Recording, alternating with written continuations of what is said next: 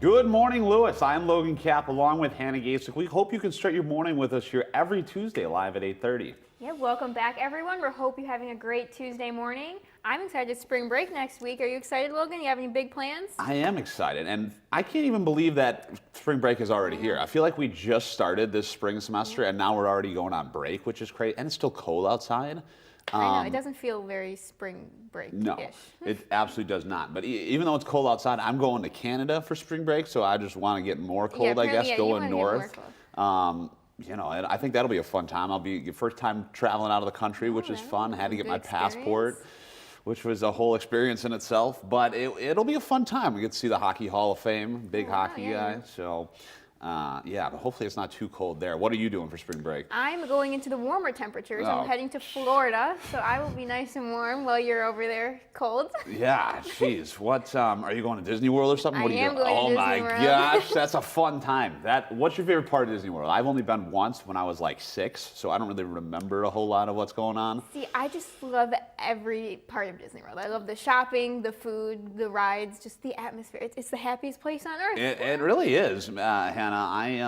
The only thing I really distinctly remember going up to like each individual character. I had like a book to get like autographs, you know? Yeah, and Pinocchio was mean to me, so I don't know. I don't like Pinocchio anymore. But that sounds like a lot of fun. I wish I would honestly can be a little bit warmer than Canada, but I think Canada will be fun too. It'll be fun. We'll both enjoy our spring breaks and hope you guys enjoy your spring break too. We're going to start off our Tuesday now, like we do each week, with our top tweets. Top Tweet Tuesday. Our patented Twitter bird. Let's get started with tweet number 1, and we have TikToks now, so it's tweets and TikToks. Let's see tweet number 1.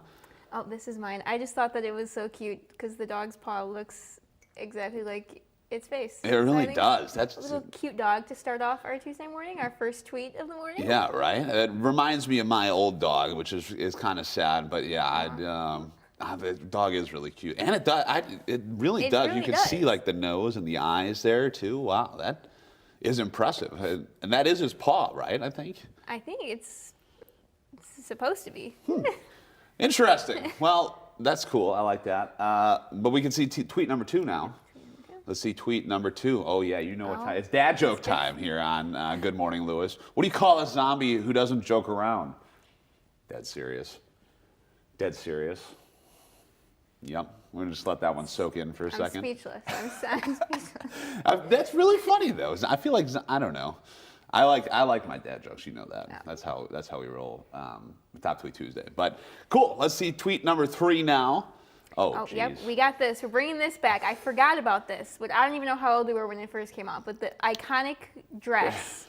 I think so. Yeah. Right here on this monitor that we're looking at, it looks blue and gold. I don't know. What do you think? Well, I see both. You don't see both colors. You see both? I mean, I get, what do you see? One with one eye, one with the other? You gotta like kind of close one eye at the time, or what?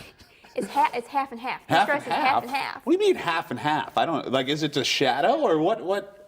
I feel like this is like. I don't know what it is, but I see blue and black and white and gold. I just see blue and like even maybe gold and white over here, but I think it's just overexposed. I don't really know what's going on there. Yeah, it's the lighting, but it's bring back memories of this argument of what color the dress is. And what makes me qualified to give fashion reviews? I feel like I shouldn't even be reviewing this anyway, but I'm going with blue and gold, so I don't know.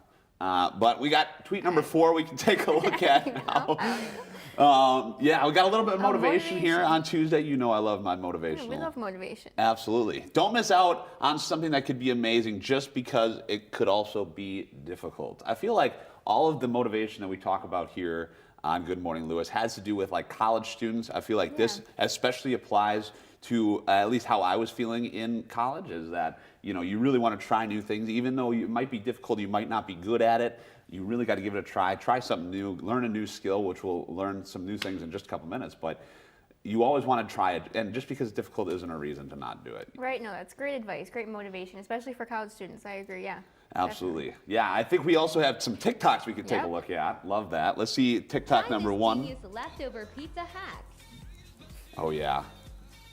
Now this, I feel like I was just really hungry when I was looking at TikToks last night, but I mean, This looks amazing. I don't know how you feel about a pizza sandwich. It's like a pizza, grilled cheese, garlic goodness that they've got going on here. And I also don't know how I feel about the scissors on the pizza. I don't know how I feel about that either. But I don't know. I feel like with the 2 pieces of pizza and the extra cheese, I don't know. I feel like I just got to stick to my regular slice of pizza. I got to be honest with you. Oh my gosh, that just looks so good though. It's just a cheesy goodness. Are you a big fan of grilled cheese to start with? I do like grilled cheese. Okay, well, I mean, this is just grilled cheese, amped up a little bit. It's extra grilled cheese. But yeah, that looks really good. I like that a lot. What's your favorite kind of pizza? I just like cheese pizza. Just cheese pizza. Same, nice and simple. I had some Right. Fat Rickies yesterday, Lewis' favorite. But I really like my pizza, as you can tell by that TikTok. But let's take a look at the second TikTok now, I think. No. Ooh. Ooh. Oh yeah, we got the Cubs TikTok. Spring training's back. We have some new players. Well, they're not doing so good right now still with spring training. But who knows, Maybe it's the comeback. Maybe they'll, you never know what's going to happen. Yeah. How's the outlook looking for the Cubs? I feel like you know more about this than I do. Well, I thought it was going to be good, but then I don't know. Right now they're not doing too good. But just spring training just started. There's still hope. I think.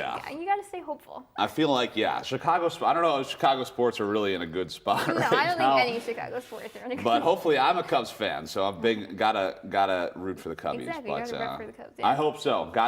Cub faithful. But yeah, I think that'll be good. But yeah. All right, well, that was our Top Tweet Tuesday with some TikToks thrown in there now. And up next, we have a new segment on the show called Learning with Logan. Yeah, Hannah, I got to learn some new skills. That's something that I really like to do is learn. I have a lot of interests, a lot of hobbies, as it were, so I like to try and learn, and I thought we could share that with the world. So just a couple weeks ago, I got to talk to Carrie Keel, who is a forensics professor here at Lewis, and I got to learn all about fingerprinting. Let's take a look.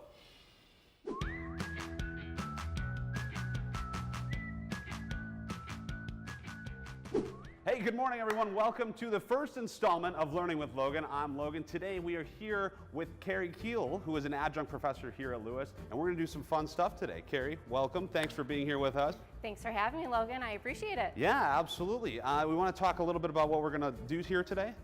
Sure. So today we are going to learn a little bit about fingerprinting, how to search for fingerprints that are invisible, also called latent fingerprints, and then also going to be able to lift them and preserve them so that in the future a certified latent printing examiner would be able to compare that fingerprint. That's cool. Yeah, I'm really excited. I love all those forensic shows, everything. I want to see how realistic those shows are, to be totally honest. Cool. So what's the first step here? So the first step with this would be to take the item of evidence in question. Right here we have a tile, and we want to try to enhance any fingerprints that may be left on this surface. So when it comes to fingerprints, there's 3 main types. There's latent, which means invisible to the eye. Okay. Patent, which means they are visible. They're usually deposited in blood or dirt, for example. Right. And then the third type would be called plastic. So latent, patent, and plastic. Okay. Plastic would be what you would visualize and think of putty or window trim, possibly soap, things like that. Are those like the most obvious sometimes? Like, are those ones that you could just see with your naked eye? Correct. And latent is what we're going to have to do the actual work of fingerprinting, dusting, for the fingerprints to eventually show up. Okay, so what's the first step here? The first step would be to choose a fingerprint brush. Okay. Fingerprint brush has to go hand in hand with the type of fingerprint powder that we're going to use. Okay. So for this, we're going to go old school. We're going to use the carbon black. We're going to use this specific brush here. What tells you what color powder you're going to use? Sure, so contrast. Right. So if we're trying to fingerprint something on a light or white surface, we're going to want to use a darker colored powder. So black would be absolutely perfect that makes sense. for that. Okay, cool. So you would take the brush. Okay. All right, I'm going to do it for you. Okay, just show excellent. you how realistic it is to actual CSI TV shows. Yeah. This would be the brush. You want to gently place it into the actual container. Okay. This should be loaded with a lot of powder already, just based on the previous times that I've used it. Right. So you don't need too much. You're talking about the brush? Correct. Okay, it cool. should be already preloaded. Right. So when it comes to searching for the fingerprints, you want to gently swirl or twirl around the area. Swirl or twirl? Swirl or Okay. twirl, Got is the phrase that we use. Okay. So I will try to go in this little area, Okay. and I'm just going to lightly swirl and twirl and see if any fingerprints pop up. If I'm not having any luck, I can then also try magnetic powder. Okay. So magnetic powder has to go with a magnetic wand. Oh, wow. It's not so much a brush Okay. as it is a wand. Wow. So this has a magnet down Okay. here. Right. You would pull the lever, and that would disperse any powder onto the surface. So we don't want that. Right. So what we want is to dispense Right. the lever, Dispense lever. take okay. the magnetic powder. Okay. Once I dip it in here, you will see all the fibers at the very end fan out, just like that. Whoa, that's crazy. Absolutely it Wow. is. So then again, if I put this down and I pulled up the lever, Right. it would go back into the container. Wow. So That's wild. There's different pros and cons for Yeah. different powders, whether it's magnetic or actual powder. But since I'm having a difficult time with the black carbon, Yeah. let's try the magnetic. Okay. With the magnetic, there is no swirling and twirling. Right. It's more of a painting. Paint, And okay. the reason I say painting is we want to be very gentle. We don't want to touch the tip of the metal wand to the surface because Right. it's going to destroy any ridge function, detail within your fingerprints. okay. So very lightly, we're just going to kind of paint over the area, Okay. and there should be some fingerprints Oh, popping wow. up. Look at that. And while you're doing that, you do also work for the Naperville Police Department. Is this something that you do out in the field? Is this like directly translate to professional life? Because I know this is all stuff that we learn here at Lewis in the forensics department.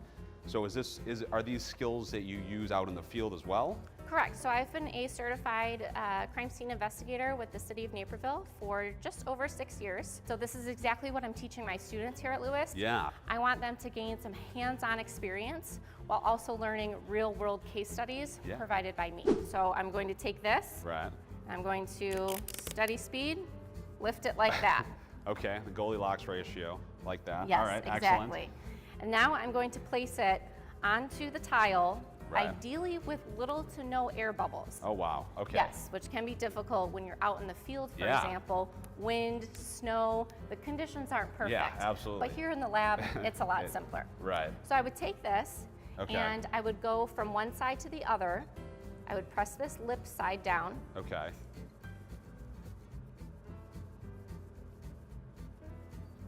Oops. Oh. Just like that. If there were any air bubbles, we do have this scraper Okay. that we can go ahead and use and kind of clear out any air bubbles that may be in the way. Wow. I want to take that lift. I want to have a backing card ready. Yeah. And at a steady pace, I want to remove this. Okay. Just like that.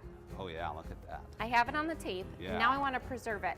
So I have this backing card, which has a lot of important information that eventually I'll want to fill out. Right. Such as the case number, the date and time, Right. the offense type, what lift number that is. Okay. So in a sequence of lifts. Okay. Right. Lifted by my last name and my badge number. Right. And then the lift location. So I would say a tile, for Yeah. example. Then you could even draw a little diagram if you're good Yeah. at sketching. So on the shiny side, on the Okay. back, same thing, just like I peeled, back and forth lifting. I want to then put it on Okay, here yep. with little to no air bubbles. Okay. Okay? So I'm going to put that just on the back there. Take this all the way to the side, and you want to rip down and away from you. Down and away. Down and away. Oh wow. Okay. And then you can just fold this over, Okay. and there's your fingerprint. Wow. Look at that. So it is absolutely preserved. Yep. wow. You could look at the details. Look at that. If this is an unknown print, they could compare that to a database of known Right. prints that has approximately 165 million civil and criminal arrest records. Wow. That they could go ahead and send that through the database and check against. That's crazy. So each fingerprint then is classified as one of those three? An arch, a loop, and a whirl. Okay. Furthermore, what individualized, so you said it correct, class. An arch, a loop, and a whirl would Right. be considered a class characteristic. Okay. An individual characteristic is what we term minutia. Okay. So minutia are going to be very specific that you actually have to look underneath a magnifying Oh, glass wow. for, and you can try to see if there's any bifurcations, ridge endings, dots, Wow. lands. So it Yeah. really gets intense. Yeah, And that's why a certified latent print examiner needs to do that job. Yeah, I imagine so. But it's crazy how much detail there is just even in this one right here. Well, thank you for doing this. Before we go, I want to talk to you about the forensics program here at Lewis a little bit. Absolutely. So what are some of the classes that you teach? Maybe we can start with that. Sure, so I teach applied forensic techniques. I teach both the lecture and the lab. Okay. And so the lecture is going to be a lot of PowerPoints involving case studies. Right. And then some applicable textbook chapters that I find important. Yeah. And then the lab, that's when we're going to do the most hands-on things. Yeah. I bring a lot of props, as you can tell. I want them to be able to experience the exact same tools and equipment that we use in the real world. And I think the forensic criminal investigation program here is great, and it's really going to set them up for success if they choose to work in the field or in the lab as a crime scene investigator. Why should people come to Lewis, right, for forensics? The case studies that I present have been either cold cases, so we are allowed to talk about them, or they've gone to trial. And I think that's the best way for students to learn. They're seeing photographs, they're seeing crime scene sketches, they're seeing everything that I take to court myself and how I go ahead and solve a crime from start to finish and provide justice for victims. So I think it's a great opportunity for students to come here and again, sit in on some of these classes that are taught by people such as myself and really gain that real world experience before realizing, is this the right job for me in the future? Yeah, that's really cool. All this stuff is really cool. Carrie, I want to thank you for being with us Thank you here so much, today Logan. on the first Learning with Logan segment. We'll be right back right after this.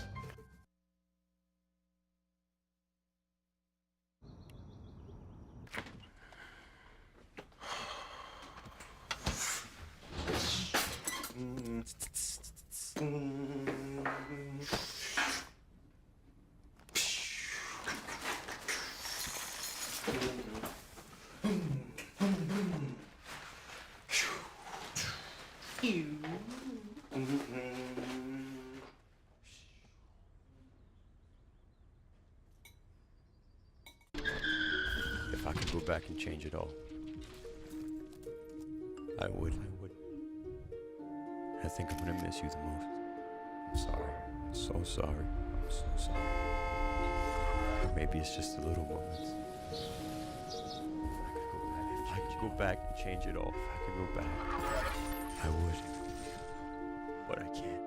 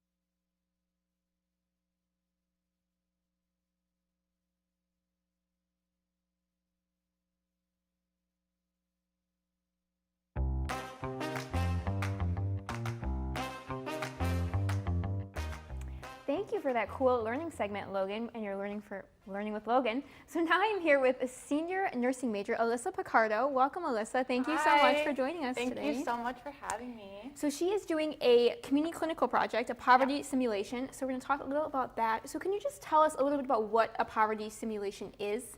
Yeah, so our senior 2 nursing students are hosting a poverty simulation, which is basically like the game of life, but we don't like to say that it's a game because it is based on real life events. And so basically we have a group of people come in, we separate them into families, and we kind of form a little town. So like we will be like a police officer, a social services worker, and we kind of give them random cards that they're dealt with, and they have to face poverty, basically. So they're going to only be given a certain amount of money per month.